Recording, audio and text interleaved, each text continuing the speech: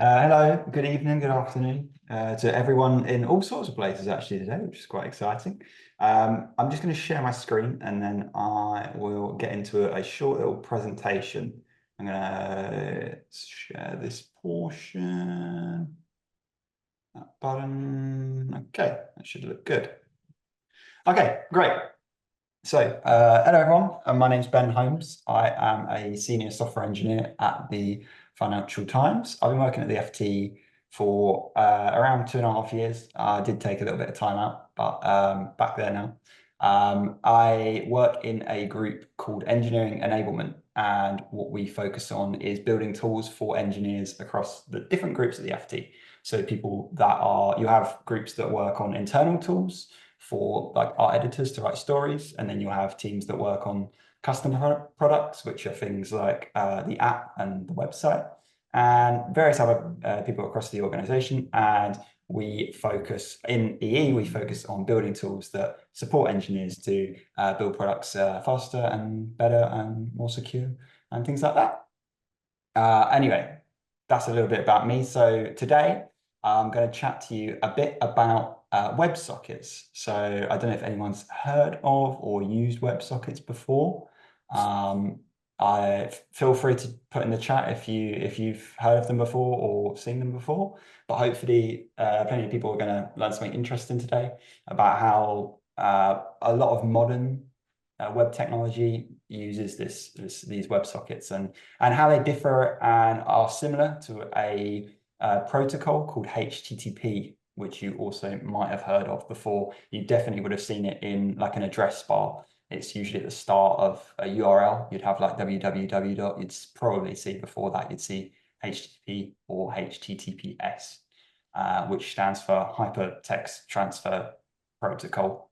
I think I'm not very good with that sort of thing, but don't worry about the acronym. I'll explain exactly what it kind of means in a minute. So let's have a look at what we're going to do today. So as I just said, we're going to have a little chat about the sort of how web communication works and how we communicate online. We're going to have a look at, like I said, HTTP and WebSockets. We're going to also have a look at some use cases of where you're likely to see WebSockets being used. And then finally, we're going to get into a workshop where I'm going to send a link to a GitHub repo, which is kind of like a bare bones repo that's got a bit of a web app built into it. It's built in Node.js. Hopefully everyone's got access and has Node.js on their machine.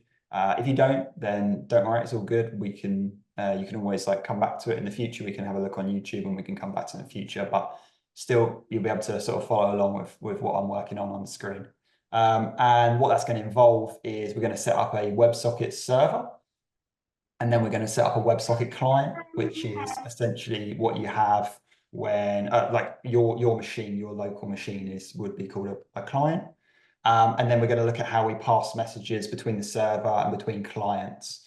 And we're going to do that by we're going to create this sort of live chat. But instead of us having a live chat on one computer and another computer, we're just going to have it open in two tabs. So we're going to be basically messaging from one tab into another tab, which is effectively like the same thing. It's just the server's going to be running on your machine as opposed to somewhere in the cloud. We're also going to have a look, if we've got time at the end, which I think we probably should do, at sort of like an extra little bonus feature where we're going to manipulate what we've done and add an extra feature, which hopefully will give you an idea of how you can take something you've seen and then change it for your own ideas and thoughts. Yeah, so let's get into it. Let's have a look at web communication. So when you load a web page, I've also put an asterisk at the end of this. Just need to move something because I can't quite see the whole page. There's lots of processes that happen, okay, when you load a web page. But at the root of it, what happens is you, the cat on your laptop on the left-hand side, you make a request to a server. That's the cat on the right-hand side sitting in the fancy data center.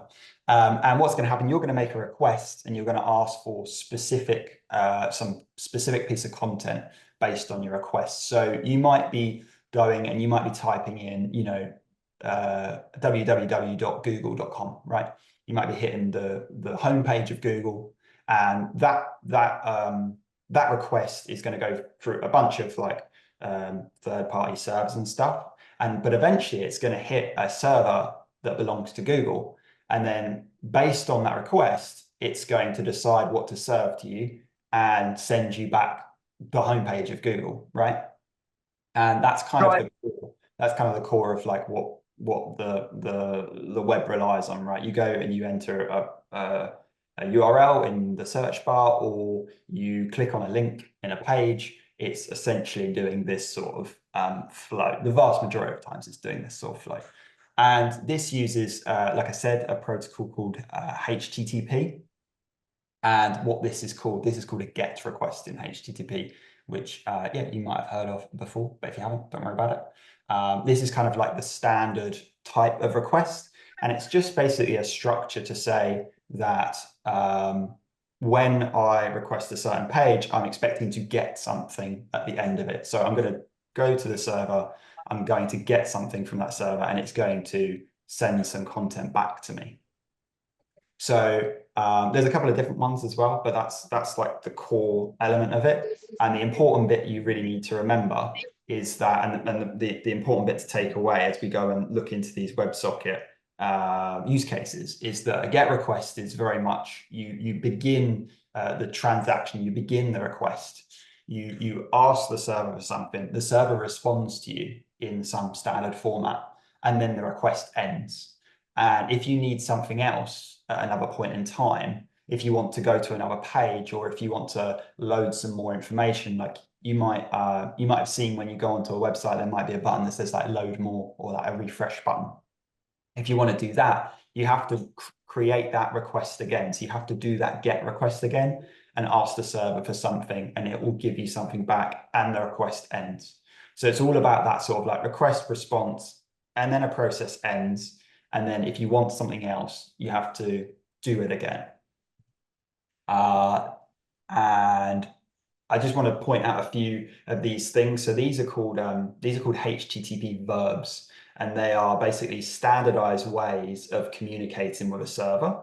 So you have a head request, which is essentially a way of asking a server for like some like specific information about something, but you're not necessarily getting it, right? So you might, for example, ask for like information about whether something exists somewhere. Or you might be asking for information about whether how old it is, or like whether it's been cached or not, that sort of thing, right? You're getting this sort of like metadata, right? But you're not necessarily getting the content. That's where you would most likely use a GET request. Like I said, so a GET request is what would happen if you click on a link, or if you enter a link, if you enter a URL in a search bar and go to a web page. But you can also make GET requests like within a website as well, if you wanted to get specific content within a page you already have open. The other interesting one to know about is a post request, which is where you are going to be sending content to a server. So where we have the GET, we are asking the server for something and it's going to give it to us. A post is where we have our own content that we want to send to the server, and we want it usually to be stored on our server. And the most common use case you're going to see for that sort of thing is like, for example, signing up as a user to a website. Like you might enter your username and a password and an email address. And when you hit the submit button, you're going to be making a post request. And then finally, you have something like a delete, which is exactly what it sounds like. You're asking the server to delete a specific thing. So you're going to be saying to the server, please, can you delete this thing? And it'll tell you whether it could or couldn't do it in a response. You're likely going to be using something like that if, for example, you have a post on Facebook, or you have a picture or something like that, you want to delete it. It's most likely going to be using a delete HTTP request. There's a bunch of other verbs as well, but these are like fairly common ones. And like I said, we're in that process of where you're opening that connection to the server. The server is going to do something based on what you ask it to do and the resource you're asking to do it on. And it's going to send a response to you, and it's going to send like a response code. And you might have heard of like response codes before. I think the most well-known one is like a 404, which is when a resource is actually missing. So you're going to get one of those back if like you ask to delete something that doesn't exist. The server's going to go, well, that doesn't exist. Same for a GET request, right? You're going to ask for something that doesn't exist. It's going to send you a 404. Then you've got a bunch of, like I said, you have a bunch of other codes. Like if everything goes okay, normally it's a 200, and there's a bunch of different 200 ones as well. So hopefully that was all good. But what we're interested today is whether we can improve that process, improve that flow, right? So we're relying on this idea that we're going to ask the server something and it's going to give it back to us. And if we want something else, we've got to ask it again and we've got to do this process. And sometimes it can be a bit fiddly to try and do this, right? So if you imagine you're trying to write a live chat app, you're going to have to, it's going to be fine when you want to send a message in a live chat, right? You can send a post request. You can send a message as a post request, right? But because it's a live chat, you're expecting the messages to just appear in your screen. And the problem is you can't do that normally with HTTP. The way you'd have to do it is you'd have to use a GET request that continually polls a server. So you're continually asking the server, is there something new? Is there something new? Is there something new? And you have to do this all the time, which some people will choose to go down that route, but there is a better, well, I might argue there is a better way, and some people would argue there is a better way. And this is where WebSockets come in, right? So instead of us using this like request response workflow that we had a look at with HTTP, what WebSockets does is it essentially just allows you to connect to a server and hold that connection open. So you're essentially subscribing to whatever that server is going to do. And this is kind of called a publish subscribe model, whereby you publish something, someone else will be subscribed to it, and they will just be told about it, right? There's no need to do this sort of like, is there something that I need? And do I make this post request? It's just like, you just send stuff and you just wait for stuff to appear. And it's all based around the idea of events, right? So you will subscribe to an event, you want to listen to an event. And when you hear about it, you can respond in some specific way, based on your use case. So that takes me nicely onto some use cases and some places where you might have seen WebSockets used. So one is often when you see things live updating on a website. Okay, so here we've got an example of the Google homepage. Okay, and as you start typing in, you'll see the autocomplete. And this might be using WebSockets. I can't promise you it does. It might not, right? Because every time you write a key, you might end up sending another GET request, okay? And the GET request would essentially contain the text string that you've written, and you go off to Google and it would send you back some possible completions of it, right? But it could also be a WebSocket where every time you enter a key, it just publishes another event, right? And you're just waiting to subscribe for those changes. Another one which you might have recognized is likely going to be a candidate for this is like some sort of online gaming, right? Where you need to be aware of things that are constantly updating. So something like this, right? Where you've got a chess.com game, you'll have one player who will move a piece and the position of that piece will be sent to a server, and then that will be then sent to the other player. And in the case that you might be playing against the AI on the server, you'd just be sending the information to the server and the server would decide and it would send it back to you. Again, you're subscribed to these events. So you're subscribed to things moving and you're publishing when things move. And finally, like the example we're going to look at today, a live chat app, right? So what we're going to do is we're subscribing to new messages coming in. So we're continually listening for new messages coming in and we're publishing when we want to send a message. So again, similar to the chess.com example, you're going to publish a message to a server and there's going to be a customer support agent who's going to be subscribed to those events and they're going to be listening, and vice versa. You're going to be subscribed to the customer service agent's messages that are coming into you. So that is a bit of a summary of how this all works. I hope that's covered everything that that's going to be useful. Is there any questions that people have got so far about any of this?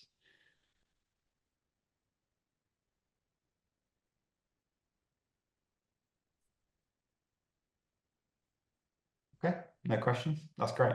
That's good. That means I must have done my job right, hopefully. So now that we've covered some use cases and some examples of how this works, we're going to have a look at the workshop now, right? So we're going to jump in and start writing some code. So I'm going to share a link to a repo I have in the meeting chat. And what I'm going to need you all to do, if you're comfortable using Git and you've used Git before, then feel free to git clone this repo. And you can put it down like that. If you haven't used Git before and you're not sure about doing that, then the other thing you can do is when you're inside of this project, you can come over to this. No, there's no need to fork at all. You can just clone it from there. You can come in. You can if you're not comfortable using Git, then you can download a zip of the project as well. So that will just download the project, and you can unzip it, and then we can use it like that. So either way you want to go, feel free to. I will give everyone a minute or two to get themselves set up like that, and then open the project up. Like I said, if you've downloaded a zip, unzip it, and then open it in whatever code editor you want to. Again, if you've cloned it, then sure to go through that way as well. So we've got a question in the chat, say, does ChatGPT use WebSockets as well? Potentially. I would probably say no, because it's very much like you send a message and then it responds to you. But there's one thing, as I've just said that, there's one thing that might change my mind about that, is that sometimes you'll send a message and there'll be a delay and you'll wait for a response. So that might be a sign that there could be uses of WebSockets there, because there's that sort of like delayed process. So I don't know. You could use it. I'm not sure. That's true. It does stream the output. So potentially there's that is part of it as well. That's a good point. We also have a question from any version of Node. Okay, I just added version 20. Yeah, version 20 will be fine. I've tested this on, I think, 18 at the lowest. So we should be all good on that. Right. I'm going to jump over to my text editor now. I'm going to have a little look through this project.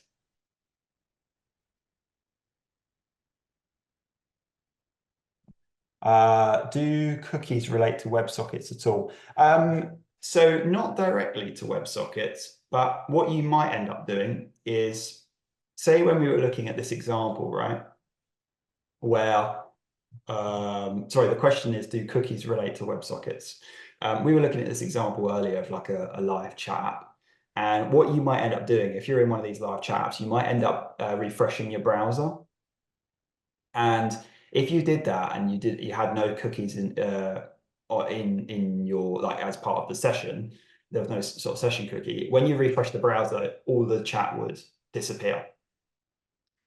So the cookies would really be used like supplementary to the WebSockets as a way of like storing the point in time you're at, I think would be the best way to describe it. So the answer is no, but yes. Hopefully that's of some use anyway.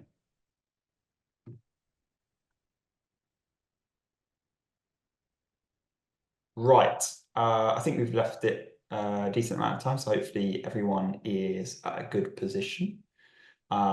If the first thing I would say to do now that we all have the project downloaded is to npm install. So for anyone who is comfortable and used to using Node, this is the first thing you're pretty much always going to do with any project. And you're going to want to put this in your terminal and run this as a command. So this is going to install the dependencies that we're going to need. So for example, our WebSocket library. And today we're using a library called socket.io and a couple of other dependencies as well to support our sort of project that we're working on. Express being another one, which is our sort of web server framework, really common web server framework in Node as well. And once we've run our npm install, then we can run a command which is npm run start. So I'm actually taking these from the README. Probably should have mentioned that as well. I've got the sort of two commands written in the README. So we do the npm install and then we do npm run start. And fingers crossed, this is going to work for everyone. First time. And we'll start a web server on your machine. Now, let me know, please, if this has worked for everyone or if there's any problems or anything.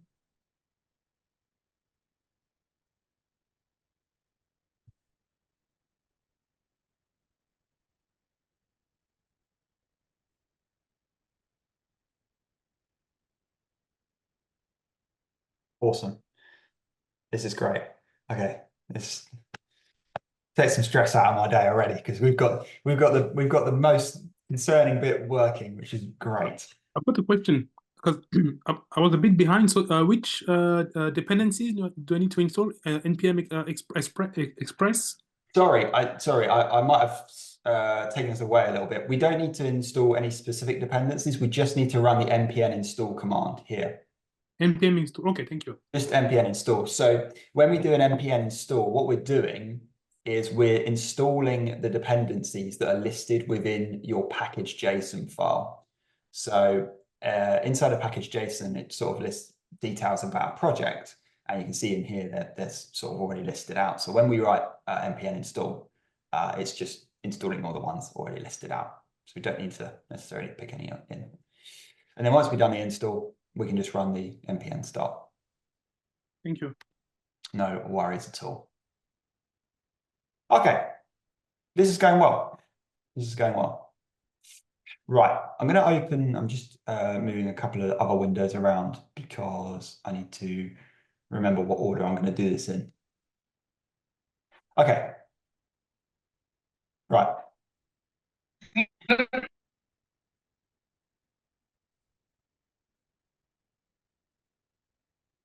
Okay.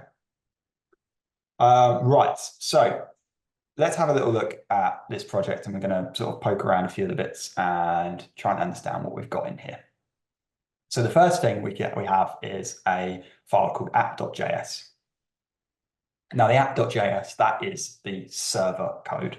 So that's the code that's running right now. You know, when we run npm run start, this is the code that got it set up and started running.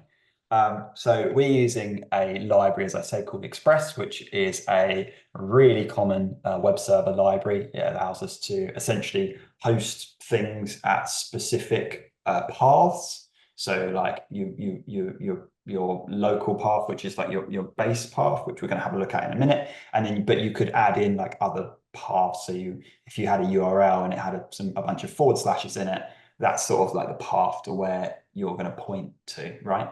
So we're using Express, we're using HTTP because everything sort of relies on HTTP at the point. You're just adding extra stuff on top of it, and we're using a library called socket.io, which is our WebSocket library. So socket.io has basically implemented a bunch of like helpers and handlers to allow us to use WebSockets. And they've got a bunch of extra like really useful, handy technology that makes it super simple to make WebSockets work. Then this code, don't worry about it too much. This is basically just like configuring the server to set it up in a specific way. So we're just like setting up an Express app and we are creating a server and applying the Express app to it.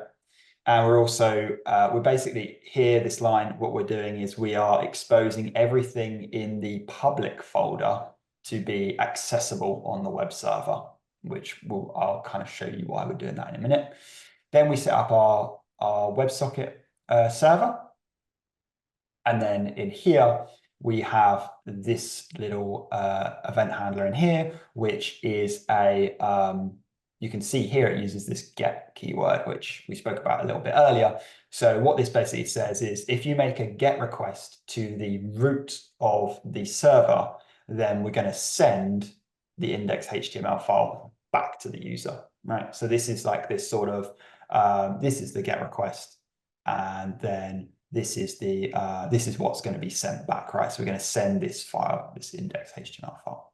And then finally, we basically we have to like start the server, and we've started the server and we're running it on port 3000. So what's going to happen is if we went to URL, the localhost 3000 URL, we would find the server running there. So that's what we're going to do now, right? So I'm just going to jump back to my web browser. And when we're in our web browser, we go to localhost 3000. And hopefully everyone's going to see a sort of a chat app that I've just sort of set up.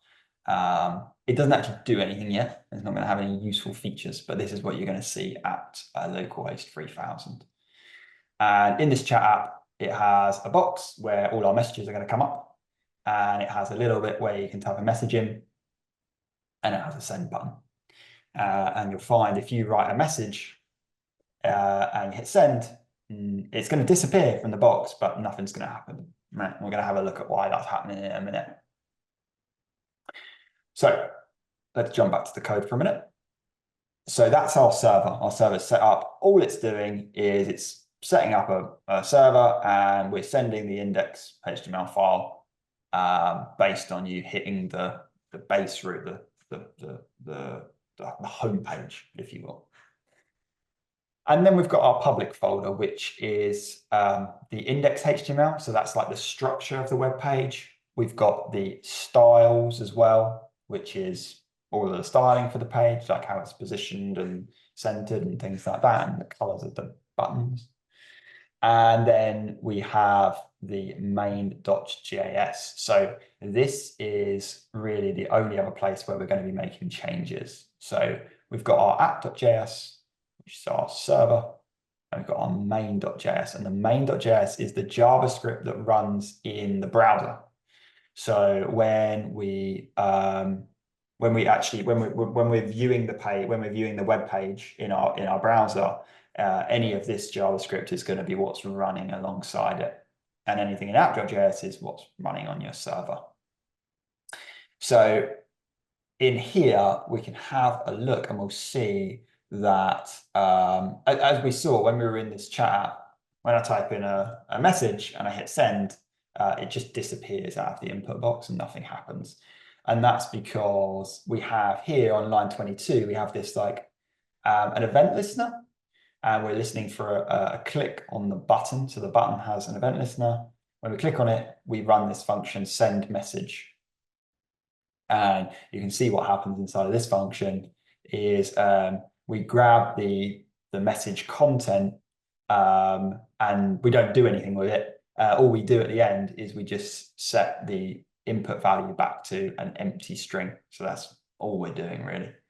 And you might see like in here, we've got a few comments that say to do, and that's what they're going to be the places where we're going to be making some changes in a minute. So let me jump back to the web page. And what we're going to do is we're going to inspect the page, because that's going to be really useful for us to be able to see kind of what's going on. So we've got the socket IO, we've got the WebSocket server running, right? It's already running. It's not actually doing anything, but it's running on the server. And also we have it running on the client side as well.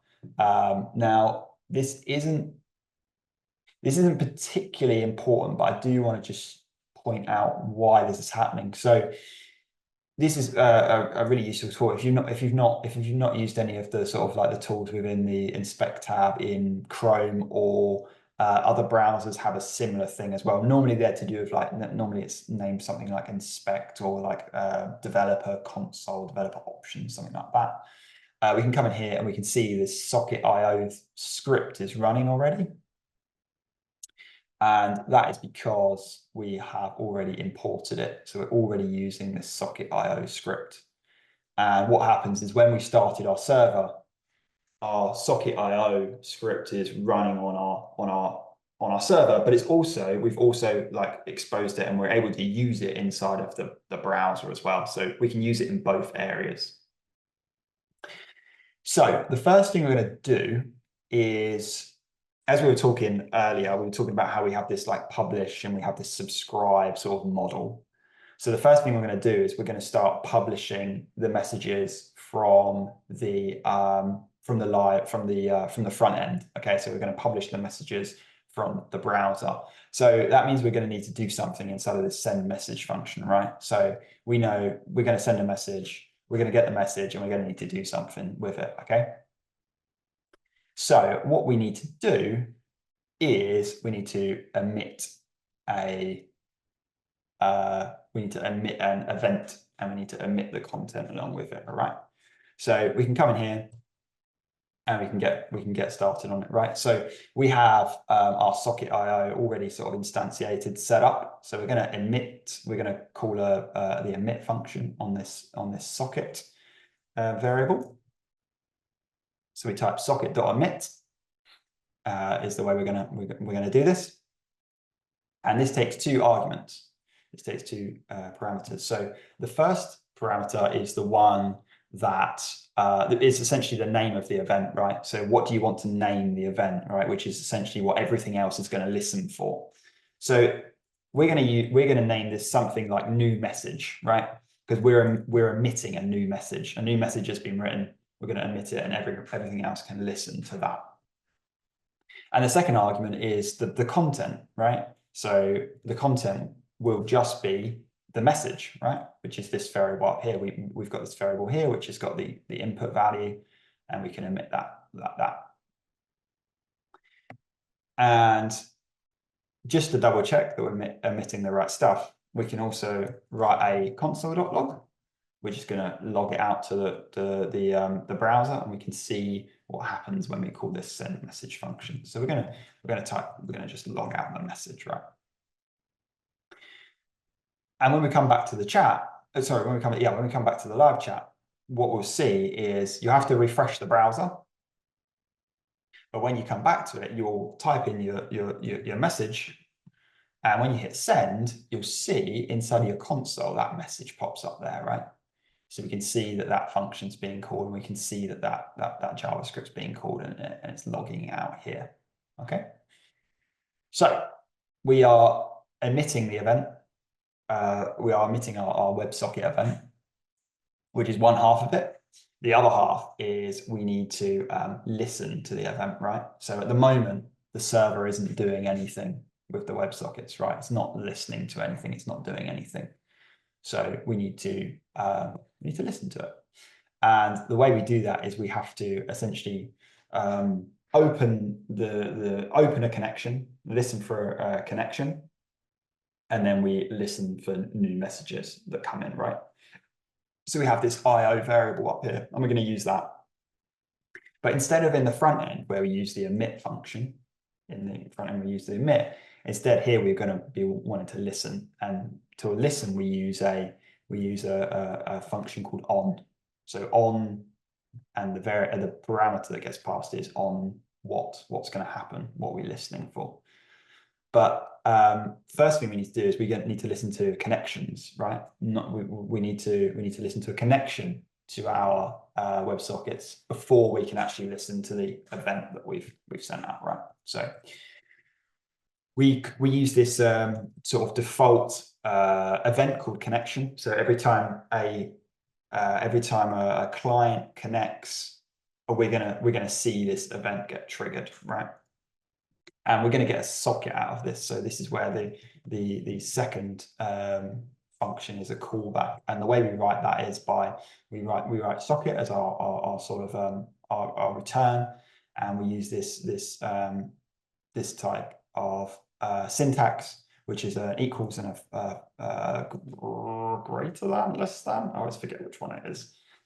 The arrow pointing to the right. And then we use curly braces, right?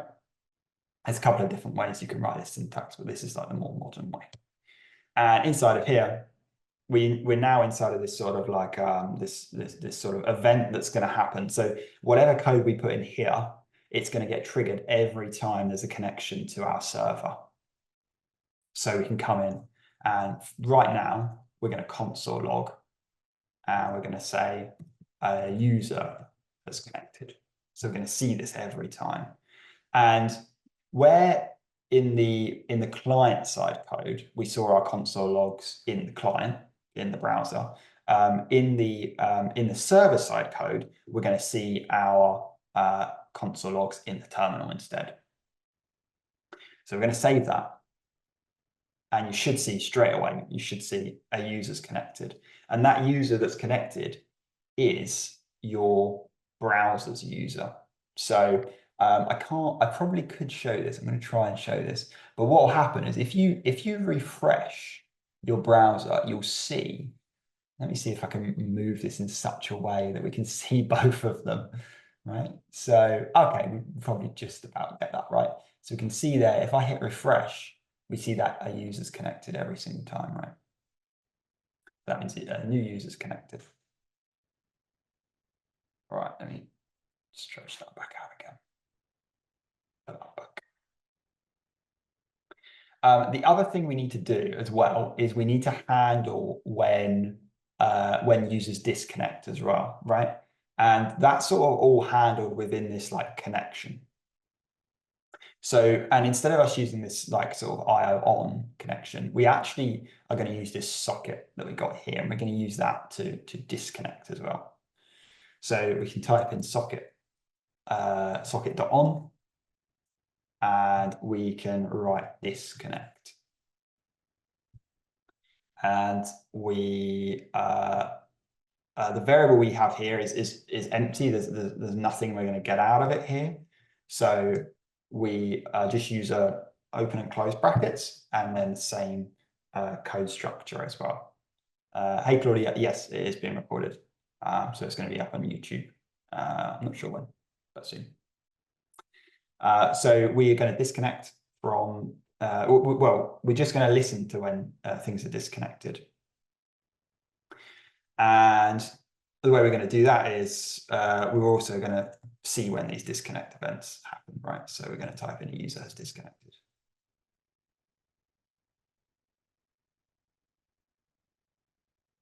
And we're going to refresh. And this time, let's try and do this weird tiny window. When we refresh, we should see quickly say a user disconnected, which is what happens when we essentially navigate away from the page, and a user's connected when we reload the page, right?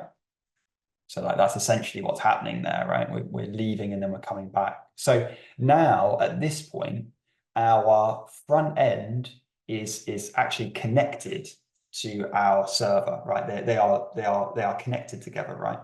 Which means that we can start doing this sort of like passing of messages back and forth. So before we got to this point where we added this sort of connection in, we were in the front end and we had emitted the message, okay? And now we have got the connection open, we've connected to the client, and we're listening to it. And we're good to now listen for that specific message, right?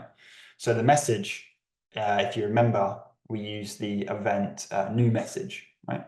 So we basically just have to write something similar where we say socket.on, and we use that same name, okay?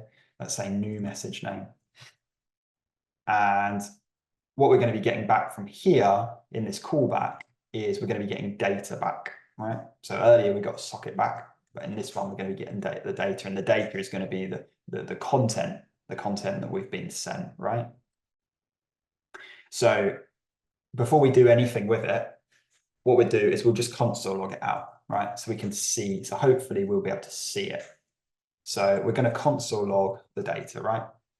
So we'll just go over that again. What's happening is in the front end, we're emitting this event, this new message event, which is just a tag, really. It's just a tag to say this is the type of event we're listening for. And we're sending the message, right? Whatever's been written in the input box. And in the server, we are listening for this event. And when we get anything back, we console log it. And that's really all that's happening there. So if I jump back to the browser, and I'm going to try, and I'm going to close this bit here. And then I'm going to just reduce the size of this. Reduce this size. Hopefully we'll be able to see what we're doing in here. So what we're expecting is when we type in here, we're expecting to hopefully see this message in the terminal in the background, because that means that our message has got to the server, right? So when we hit send, that message disappears and we see it in the server, which means that our message has made it from the client side onto the server side. And that's like one of the biggest parts, right? So we've got that communication set up, okay? Now that communication's set up, we've got that publishing from the front end to the server. Really, the only part now is that we need to, from the server, we need to publish it back to a client, right? So if there are multiple clients open, if you can imagine it like we have, you can imagine it, we would have, we're just going to use multiple tabs in this example. But what you want to do is you want to be able to type sort of, something in here, you hit send, and then in another tab, you see that message pop up, right? So you're able to, what you're doing, you're sending it to the client, and then the client's going to send it out to all the other clients. So what we now need to do is, you might have already figured this out, we need to emit this again. So we need to emit this back out. So we emitted it from the front, we subscribe to it, then we just emit it back out again. And the way we do that is we use, I believe we use io.emit. And that's because we don't want to emit it to the socket, because the socket is like the one user that's connected, right? So you wouldn't want to emit it just to that one user. You want to emit it to everything that's connected to the server. So we're going to emit it back out now. And we're going to use, we could use a term like dispense message to sort of say, here's a message, let's send it out to everyone, right? We're dispensing it back out to the clients. And all we need to do is just send the data back out, right? So that's the message data, right?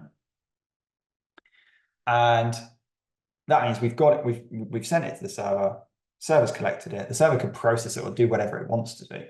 And then after that, it can then dispense it, which means the one thing we need to do is we need to listen for that event on the client side. So we need to start listening for these sort of things.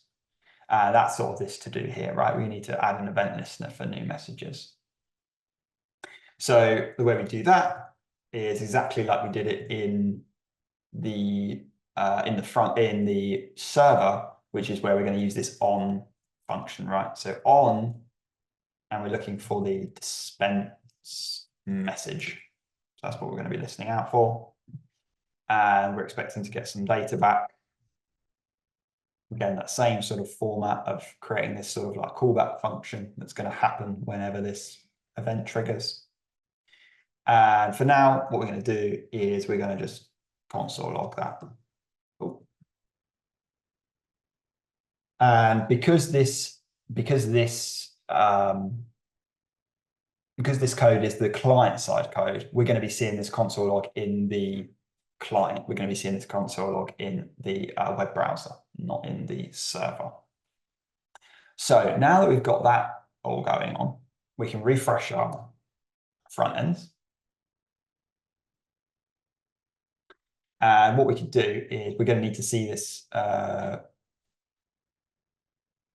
console log. So we're going to open up our console in our browser. And I'm going to jump to the other chat. So we've got the two tabs open. We've got one, this is where we're going to send it from. And this is one where hopefully we're going to see it pop up in this bit here. So let's type our message out and hit send. Obviously, nothing's going to come up in here yet. We haven't done any of the styling or any of the work to put it in the front end, but we do see it in this console here. Oh, has anyone got any audio issues?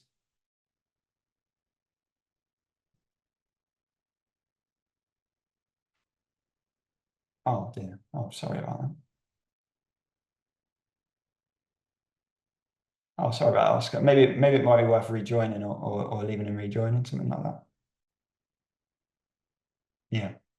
Yeah, quite right. Okay. So where were we? Right. So we were sending our message, and we've seen it. We've seen it pop up in our other console, which is great. Which means that we've sent it from the front end, right? From our front end here. It's hit the server, and the server has taken it and it's sent it back, and we've received it and we've processed it and we've console logged it out here, right? So really the last thing we need to do, right, is we need to get it appearing in this front end, right? So this is where we're going to start doing a little bit of like JavaScript, like sort of DOM manipulation JavaScript, where we're gonna edit what's actually shown on the page here, right? So this is going to be a little bit different than if you've like used React before or some sort of like JavaScript framework. This sort of thing is like super much more sort of simple to do than if you're using like plain JavaScript. A lot of people call this vanilla JavaScript because we have to do a bit of messing around to get it to work because we're using vanilla JavaScript. But for the sake of like what we're trying to demonstrate today, I think it's worth it because it keeps the project nice and simple, right? So hopefully everyone can sort of understand all the different bits that are involved, and there's no like frameworks that are getting in the way. So that's where we're going to have this here. So I did have this comment up here, but let's get rid of it. Don't worry about that. In this callback function, this is where we're going to add the content to the front end.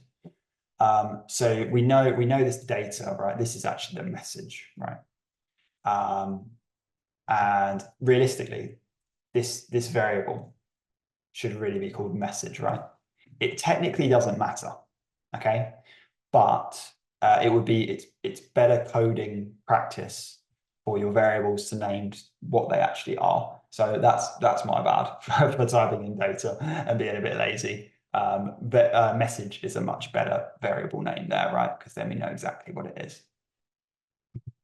And so we're going to go through the process of like adding it to the page, okay? So the first thing we need to do is we need to make a little bit of a block for it. So in here, we've basically got like a demo message already. And we're able to do, if anyone's used this sort of elements tree before, we're able to see what it looks like, right? So this is a divider, a div, and it's got the message class applied to it, okay? So we're going to just make another one of them, right? With that message class. And we're just going to append it. So we're just going to add it inside of this message container. That's what we're going to do. That's all we need to do. And we just need to add the message into the content, right? So in JavaScript, the way you start by doing that is we're going to create a message. We're going to make a message element, right? Which is the name of our class here. And the way we do that is we use a function called create element. And we pass it a div, a divider. And that's going to create our structure that we're going to add stuff to. So we've got our message element. The next thing we need to do is we need to add that class, right? We had that message class, so we need to add that in. And the way we do that is we grab that element again, and we use a function called function called class list, and then we look for the add function inside a class list. And we're going to add this class, message class, right? Oh, sorry. So now we've got our element, we've got our message class applied to it. The final thing we need to do is just add the content, right? Add that message content into it. And that's pretty simple. That is just a case of calling the text content. And we can like directly apply whatever content we want in here, whatever text we want to add to it. And we want to put message into it, right? That's what we want to do. So the actual text content of that divider, we're just going to put the text content into it. And once we've got that, that's all set up. Finally, we need to just add it to that sort of that container, right? So we have the where's the container? Message container, right? This is, we want it to go in this message container. So the way we're going to do that is we need to grab that message container, and then we need to add it in. So we need to get access to it. So let's create a new variable called message container, and we can get it by calling a function on the document called query selector, which lets us query and find specific things within the in the document. And we're looking for the message container, and we're looking for the class message container, right? Because it's the class. And the way you look for specific classes is you use this full stop, right? So dependent on what you're looking for, you might use a full stop for a class. I don't know whether you've heard of like an ID before, but for an ID, you would use a hash symbol. So there's like different ways to select different things, right? So that's where we call message container, right? So we've queried for the message container, we've got the message container. And then we are going to append the message into it, where we call that same variable again, and we use an append child function, append child. And what do we want to append? We want to append the message element, which is what we created up there. So we created the message element. It was a divider. We added the message class to it. We added the content to it. We added the actual, you know, the whatever the message, whatever the text is that the person typed in. That's set up our actual message. Then we had to add the object to the container, right? And that's where we've queried for a container, and we've appended a child to it. So we've added something to it. And we can save that. And then we can jump back to our code, and we can refresh our two browsers. And with any luck, when I type in here, obligatory hello world, and we hit send, when we jump over to our other tab, we have our hello world there, right? So what we've managed to achieve is we've managed to write some text in one input. We've managed to emit the event using WebSockets. Our servers subscribe to it. It's then emitted that message back out to everything that's listening, so every client that's connected. And we've then, in our client, we've subscribed to that message, and then we've taken it in, and we've created a new HTML element, and we've applied it on the screen. And that is like the core of how these sort of things work, right? This whole publish and subscribe model work. Okay, hopefully that was super useful and interesting, and people got on all right with it. Does anyone have any questions? Has anyone got to a point where they need any extra help or any support?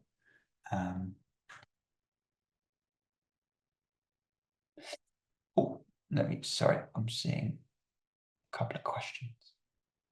Josie, it's great. Could you roughly explain how this might work if you weren't using a Node backend, please? Yeah, so you would need some sort of like backend server to make this work, but it wouldn't necessarily have to be Node. You could use any other sort of like server-side programming language. So you can use like something like Python to program this as well. Presumably there would be a WebSocket library written in Python as well. So we could probably have a look, right? So is there some sort of like WebSocket Python library? Yeah, so there's like other sort of server-side languages you can write. You can use like other libraries to essentially create these WebSockets and do something similar. So yeah, you would always need that sort of like server-side language to be able to do that. Alex, something I wanted to find out previously when I investigated plain WebSockets to handle sessions for multiple users. It got quite complicated quite quick. Is this something Socket.io does for you? Yes, essentially yes. Socket.io like tidies up a lot of like weirdness that goes into WebSockets.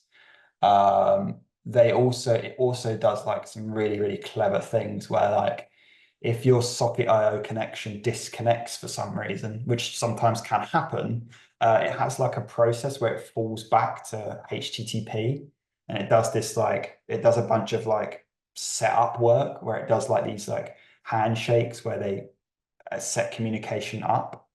But if you've had issues around like multiple sessions for like multiple users, it's probably all to do with the way that your connections are configured and the way the sockets are configured and the way the events are configured, right? So each socket will will subscribe to specific events and they'll hear everything from those events, right? So if you want to have like multiple sessions going on, you're likely going to need to have multiple events that those people would subscribe to.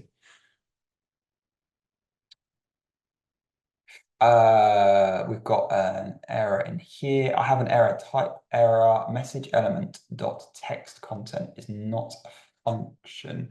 I suspect, double check for me if you have written it like this, where like what we're doing is we're updating the text content variable, right? So everywhere else, you'll notice everywhere else we're calling a function. Text content isn't a function for some weird JavaScripty reason. So potentially that would be the reason why you would get that error. Let's have a look to see whether that's the reason why that error might come up. That was the error, yeah. Oh, that was, yeah. Oh, awesome. Yeah, I fixed it now. Thank you. Awesome. Nice one. There we go. Right. Awesome. Yeah, that is a little bit confusing, I'll admit. It's the only one that isn't a function. Oh, sorry. Yeah, I should have just scrolled down a little bit more, shouldn't I? Is it possible to get two servers to talk to each other using WebSockets? Yes, it is, in exactly the same way where we have configured these sort of subscriptions right on the client. It doesn't have to be a client. Like what you might have seen here, right, is that both the client and the server, they both subscribe and they both emit, right? So there's no reason why you couldn't emit to another server. It would just require like some sort of server to server like communication linking up, which I wouldn't necessarily know how you might do that. Both would have to have some sort of HTTP API that they would then use to connect, and then they would have that WebSocket connection. But yeah, I don't know whether there'd be any use cases of where you'd do that. I'm not sure of any right now off the top of my head, but I don't see why you couldn't. Can I see the event listener function again, please? Yeah, of course. The event listener function is this one here. Also, if anyone wants to have a look back on what we've done here, I have created a branch on the repo that I shared earlier called completed, which essentially has the completed code, right? So if you want to like grab that branch, you can put it down and you can run it and it will just work. The only difference is it has some extra functionality in it, which we might look at in a minute.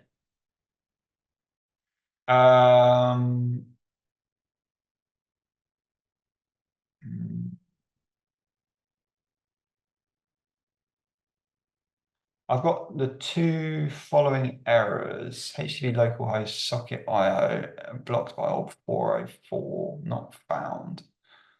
That's interesting. So that 404 not found uncaught reference error IO is not defined. Make sure that the server is running. It should, and make sure the server's running, and make sure you've done an npm install as well. Potentially, they're the only two things I can think that would lead to that.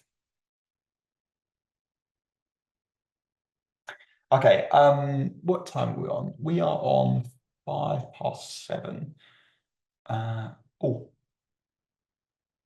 I've got this error. Natalie. Uncaught reference error. Message is not defined. Let's see where we've got. I had a look at the code and compared it and caught where I hadn't changed something, but even after refreshing, I'm still hitting the same error. So have you got on this like dispense message? Have you got the message on this line here?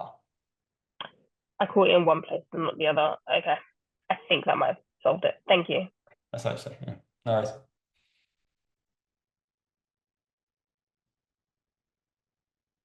Okay, I have one other thing that might be interesting to show you, which is around how we would end up sending like more content, right?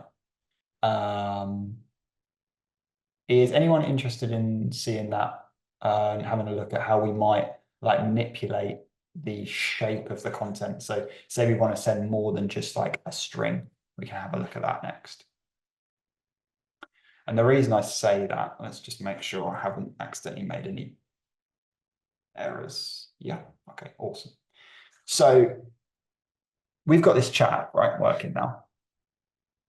And we're able to send these messages. You'll also find sometimes if you leave a tab open and you close another one, you'll realize that the messages in here will be less than the messages in here, right? That's because this one here is always connected and always being updated by whatever's changing, right?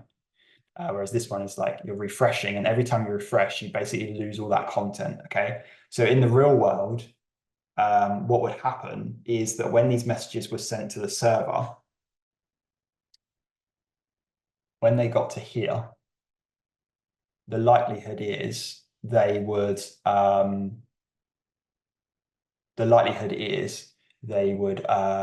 be saved to a database.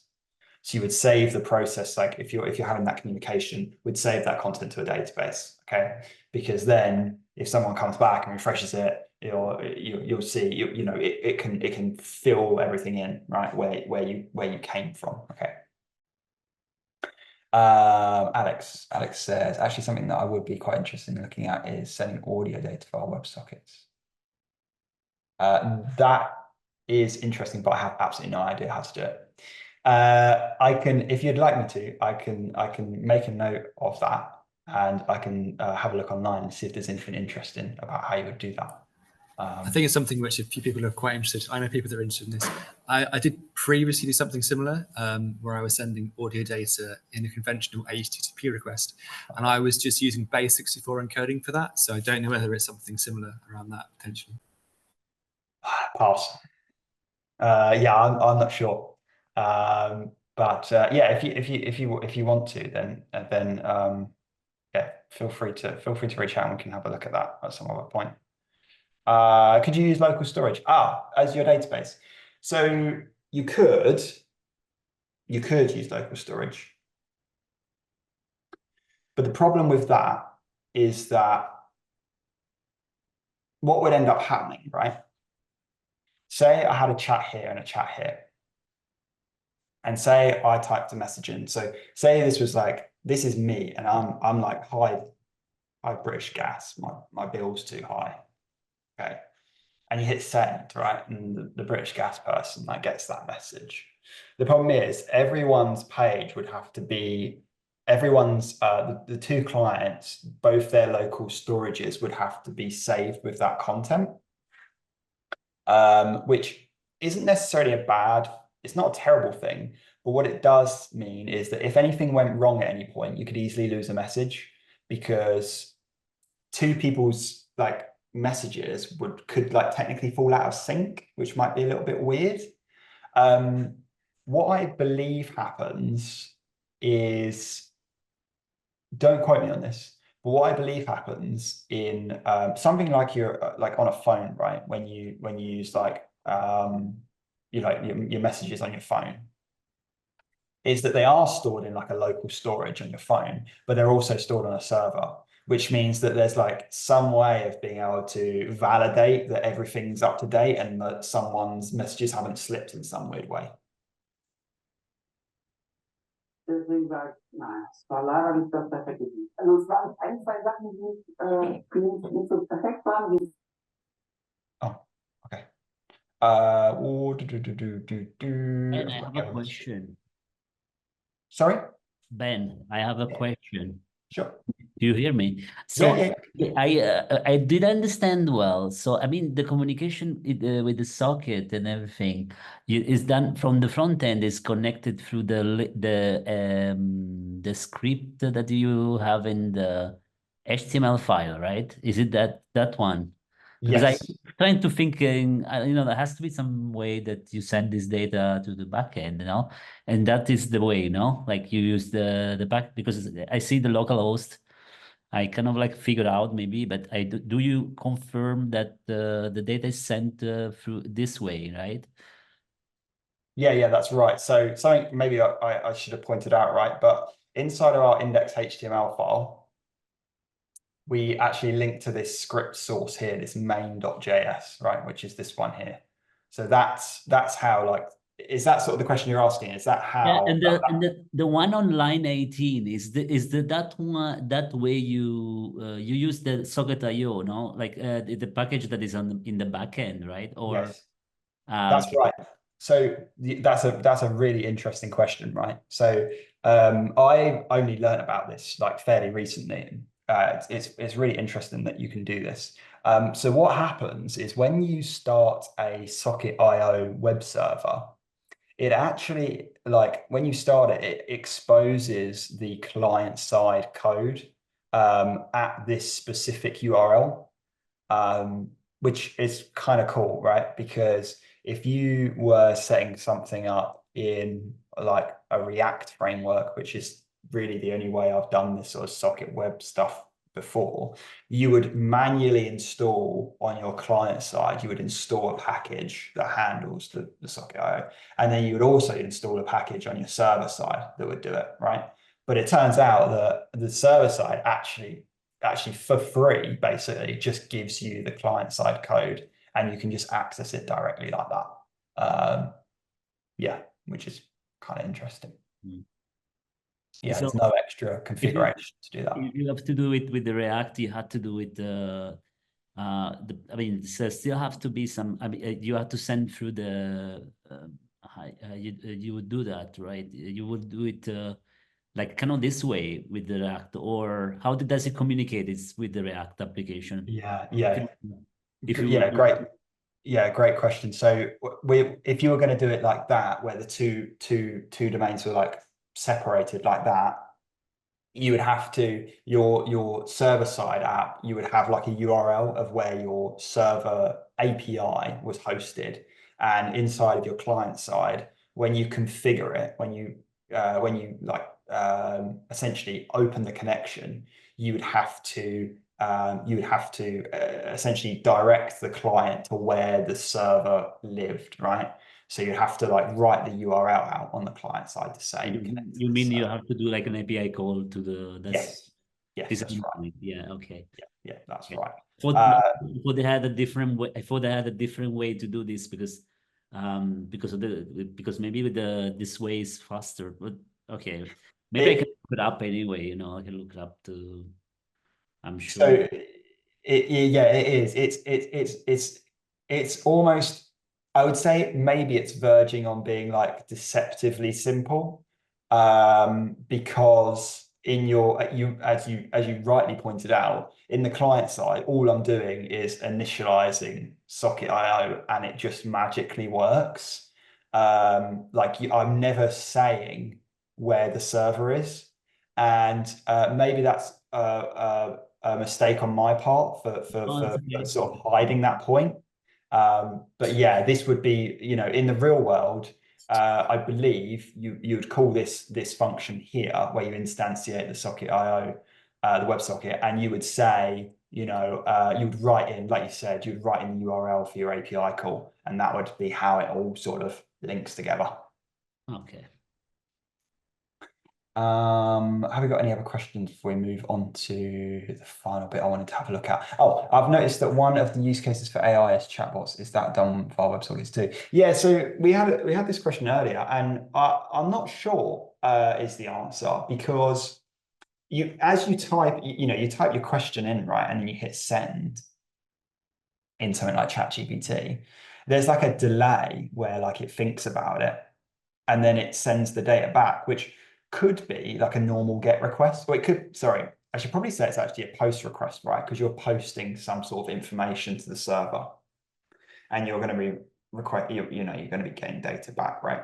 But I guess as someone, I can't remember who it was, but someone like rightly pointed out in the chat, that content is like streamed back, so it isn't like send it off, it processes on the server, and then just instantly pops up in your in your chat. It's like you actually see the words like being typed out, and that leads me to go, I don't know. It could be a case, but it's normally where you're going to see WebSockets more often is normally where you're, as a client, you're sitting there and you're going to be getting responses irrespective of whether you make a request to something, right? So in a chat app, right, you might just be sitting there, you might not be saying anything, and someone might just send you a message, right? So that's where I think you're going to see those sort of examples. Especially, I think that if you're on like, I don't know if any of you like are on Twitter, but you'll see at the top, it'll come up with like a little box that says like new tweets or whatever, or new posts, and it'll say like 5 new posts or whatever, and that'll pop up like magically on its own. That would be using some WebSocket technology, because it's sort of like subscribed to the server to say I'm listening for some changes in my timeline. Right. Okay, I'm going to quickly just, where were we going to? I remember where we were going to go. Right. My British gas bills are too high. Right, I remember now. Okay, so what's going to happen is, as I said, right, you're saying your message, okay, and you're saying hello, and what you might notice, right, is like these messages pop up, but no one's got any idea who's sending what message, because there's nowhere where people put their name in, right? And their name is never passed around in the system. All that gets passed around is the message, right? So let's fix that. Okay, so what we're going to do is we're going to add an extra input box in, and we're going to put it at the top. It might not look great. It might be a bit messy, but it'll do the job. We're going to put an extra input box in that allows us to type our name in, and we're going to pass that name around, right, when we're processing the messages. So let's get on with that. Let's have a look at that. So the first thing we need to do is add that input box, right? And that's going to be in the index HTML, because we're actually directly going to edit some of the structure of the web page. So let's have a go at that. I'm going to be lazy and just steal this input container, because it mostly does what we need it to do. But instead of having the input container at the bottom, which is where we type our message, we're going to put one at the top as well. And we don't need a button anymore, because we're not going to use the button. We're not sending the message anywhere. We just want somewhere we can type the name, right? So we now have our, a div with input container. Inside it, we have an input box, and we're going to need to edit a little bit of this. So we're going to need to change the ID, because the ID is used in the JavaScript to determine like what we're looking for. And instead of message input, we're going to change it to name input, right? So that's what we want the box to be. And the placeholder is, we're going to change it to something like type your name. Doesn't really matter, right? But that's just going to be what shows up when we view an empty input box. So let's jump back to the web page. Let's have a look at what that looks like. Okay, like I said, it doesn't look great because there's like a weird bit of like there's not a lot of padding here, but don't worry about that. So this is an area where we can now type our name. So I can type my name in Ben, right? And I can say hello. And what we want is when we hit send, we want it to be like, we essentially want it to have my name there, and then we want the message to come up afterwards. So we can see like, that was me that sent this message, and that was someone else that sent the message, right? So we can like distinguish different messages from people. Now, there are a bunch of different ways you could do this, okay? You could, for example, right, when a user connects, we could like learn about that user when they connect, and we could store that data on the server. That would be one way we could do it. We could also like sort of like listen for when someone types into this box and then again store that information. But what I think is interesting for this case is we're going to send that name every time, right? Every time someone types the message, we're going to just send the name, right? Regardless of what happens. And that simplifies some parts of the code, but it also shows how we can go from just sending like a plain string to basically sending anything, like any type of data.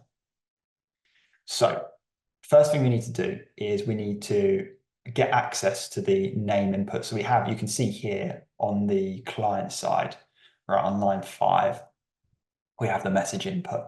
Okay, well we need that. Like, oh, we need that, but we need that for the name input instead. So again, I'm lazy, so I'm just going to copy and paste that, change that to name input, and change our variable name to name input. Okay, so we've got a new variable and we're selecting that name input, which this selector here is the ID we put in the index.html file. So now we have access to that, which is cool. What we need to do with that is we need to omit that as part of our sort of event, right? So when a new message is sent, we want to omit it in here. So what we can do is we can change this from just being a basic string, and we can instead pass it an object. So we use that, we use our curly braces to do that, okay? And we can create an object, and I'm going to hit enter so that we have some space to define our object and what this looks like. So if you've used this before, like JSON sort of notation or objects, you'll know there's a key and you'll know there's a value. So we're going to have our key and our value for our different parts. So we're going to create a new key called sender. And what in sender, that's what we need. We want our name input to be passed there, but we want the value, because the name input itself is like a reference to essentially it's just a reference to the box. But what we care about is what's actually being typed in there. So that's where we use this value. And secondly, we want to pass the message along with it, right? So we can type message in, and we type message in again because that's the name of the variable, right? Some people, you might also know of this type of notation where we just type message once, and you can do this when the key name is the same as a variable, right? So it just automatically sets the key name and the variable to be the same. But we'll keep it like this anyway, because I think I'd say arguably easier to read. So when we're emitting this message, we're sending the sender and we're sending the message, right? So that's going to go to the server. Okay, instead of that simple string that's going to the server, we're now going to be sending this object to the server with these two properties in them, and they're both going to be strings.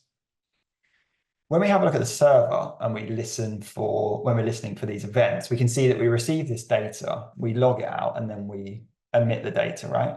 So we actually don't need to make any changes to the server, because the server doesn't do anything specific with that string. It just, essentially what it does is forward it. So we can leave the server as it is. The server can stay the same. But then we need to come back to our client-side code, and we need to listen for the event, but we're going to need to do something slightly different this time. So inside of here, we're getting this message variable back, right?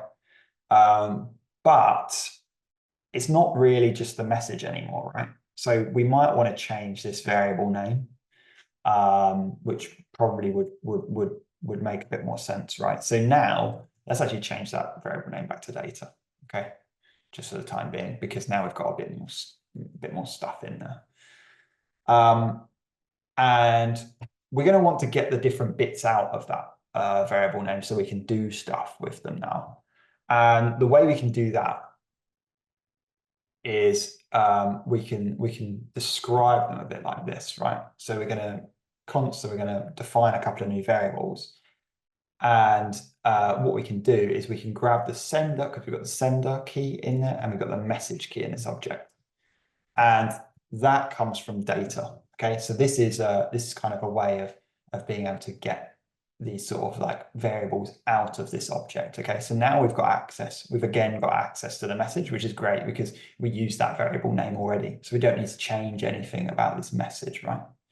But we have this new variable, this sender variable, which we're going to want to do something with. Now, if we were going to be like really, really nice about this, we would probably come in here and we'd probably create like a span element where we could style the name differently to the message. And that would look great because we could basically like put the name in bold, right? And we could make it look slightly different, but just for the sake of like argument and just for the sake of like showing you the process of doing this sort of thing, instead, what we're going to do is we're just going to like essentially just concatenate the strings. So we're going to add the two strings together and we're going to separate them with a colon. So we're going to have the name, which in our case is the sender, then a colon, then the message. Okay. So the way we would do that is we'd want the sender, and then we would add something to it, and we could add a colon and a space, and then we can add the message. Okay. There's a couple of different ways that you could like concatenate these strings, but this is sort of like a simple way of getting started with doing this sort of thing. So we just write in the sender, then we're adding something on the end of the sender, which is the colon and space, and then we're adding the message in afterwards. Okay. I think that looks like that's going to work. Let's give it a go. So come back to our browser. We're going to refresh everything. And we're going to type one person's name in one of our browsers, in one of our tabs. And we're going to come in the other one and we're going to type in another person's name. I'm going to type in Lisa. And now we've got our two names in there. So when Ben types a message, hello, who's there? And now we've got this where we've got that sender, right? So that Ben, that name has been passed, part of that string has been passed as that string, right? And when we open Lisa's tab, we can see that, right? So we just got this message from Ben, right? And then Lisa can be like, hi, it's Lisa.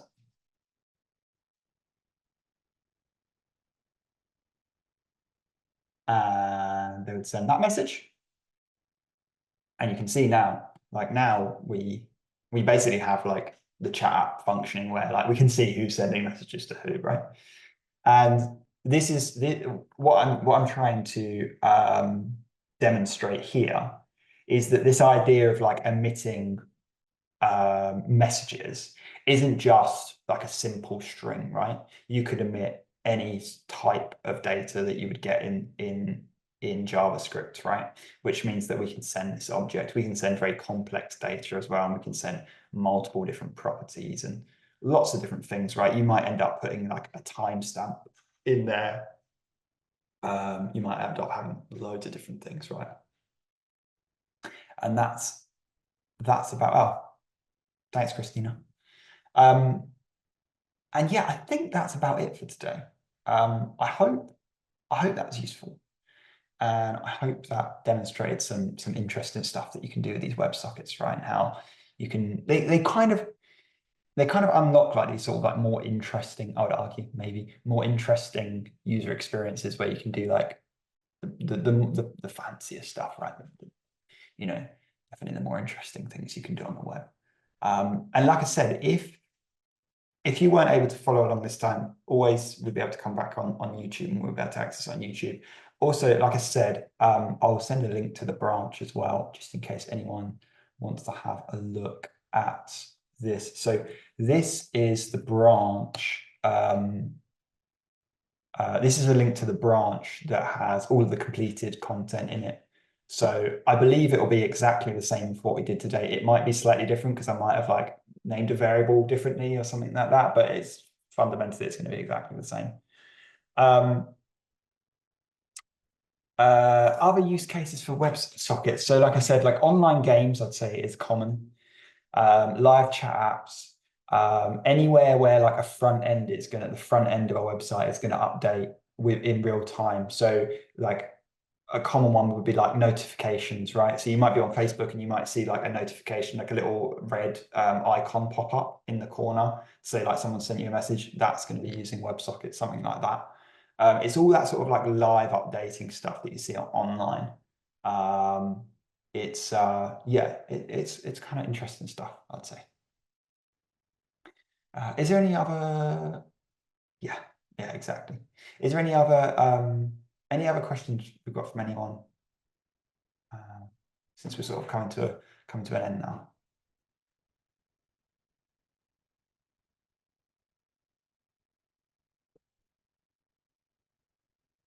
Oh, handshakes. So a handshake is this idea where like one system is going to talk to another system. So you have two systems that are going to talk to one another. And the way they configure, often you'll use this term handshake to mean like they're going to configure themselves with one another. So a handshake would be like a way of saying, hi, I'm like such and such server. I want to be subscribed to these sort of things. I want to listen to these sort of things. I am able to accept certain types of events. I'm running such and such a version of some sort of code. It's basically just a way of like setting up communication, right? And like a handshake is a very like a much more generic term than just in the space of like WebSockets. It's about that like setting up a communication so that both parties are able to communicate like freely, because they've sort of got all the nitty gritty bits set up. Abdullah, can we use WebSockets for peer-to-peer communication? So yeah, it's an interesting question. So that is kind of like what we're doing right now, right? We are communicating peer-to-peer, but actually we're going through this like server in the center. Technically, if you were running this locally, right? Technically, you wouldn't actually need the server, okay? Because what you could do is inside of your client side, you could subscribe and emit the same event. So you might notice, right? We were emitting this event, the new message event, and we were subscribing to this event, right? If you emitted and subscribed to these same events, I'm pretty sure you would be able to communicate between the two simultaneously, but without having to do like the forwarding of the message. But you need the server there to like set the communication up in the first place. So you do need that sort of setup in the first place. But it is sort of technically possible.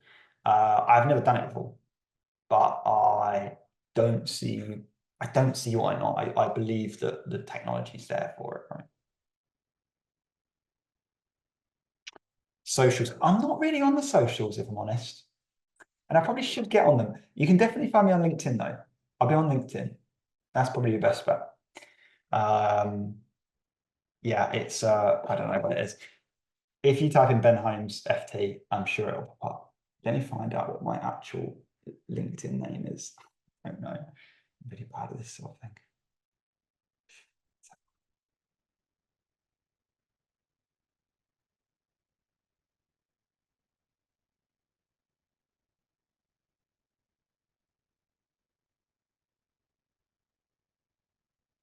think I found you and just shared you. Ben Holmes, 12.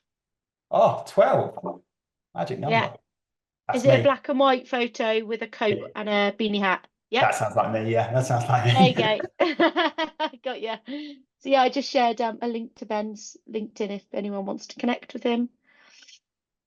What else have we got going on? How do you ensure the security of WebSocket connections? So that's an interesting question. So when we're running this locally, we're using HTTP, which isn't secure. But it is essentially what you're going to use for when you're doing your like sort of local development. In the real world, when you set up an API, your API would be secured using HTTPS, which is that, you'll see whenever you go to like basically all websites you go to nowadays are HTTPS, right?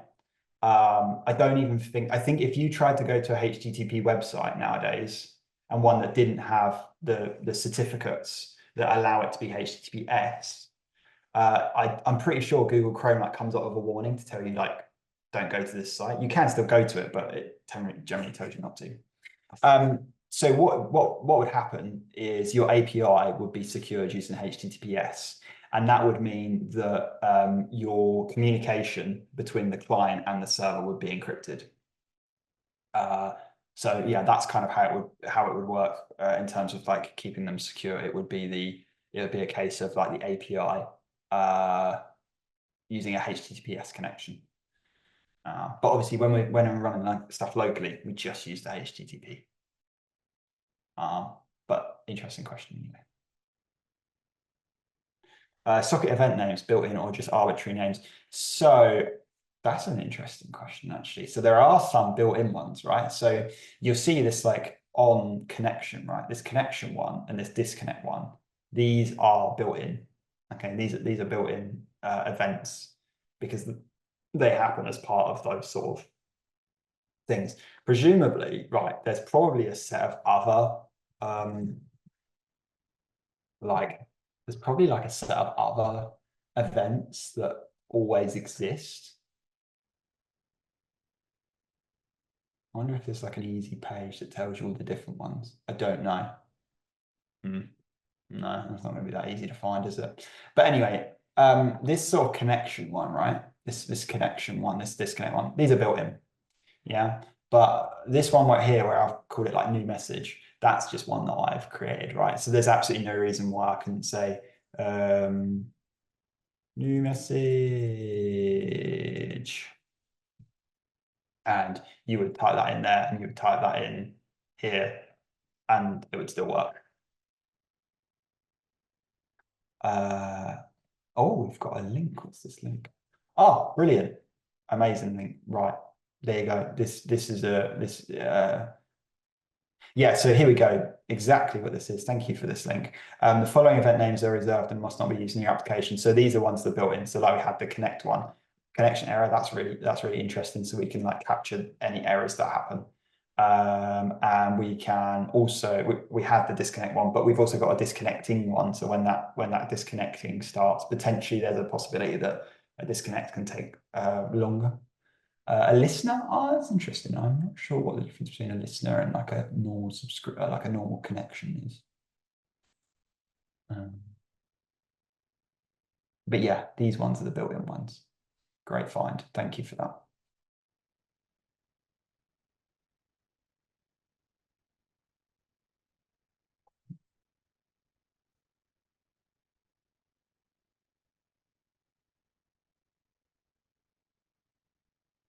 Right. Well, if there is no more questions, or if you have a message, or if you want to contact me about anything, feel free to send me a message on LinkedIn. I'll be happy to answer anything for you. But yeah, I think that's probably it. If everyone's happy to call it there.